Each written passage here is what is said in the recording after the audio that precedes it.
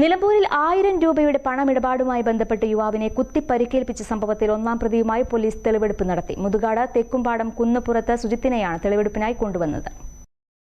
സ്വകാര്യ ബാറിന്റെ പിൻഭാഗത്തുള്ള സ്വകാര്യ വ്യക്തിയുടെ സ്ഥലത്തെ മരച്ചുവട്ടിൽ നിന്നും കുത്താൻ ഉപയോഗിച്ച കത്തി കണ്ടെടുത്തു. കുത്തിയ ശേഷം കത്തി ഇവിടേക്ക് വലിച്ചെറിയുകയായിരുന്നുവെന്ന് പ്രതി മൊഴി നൽകി.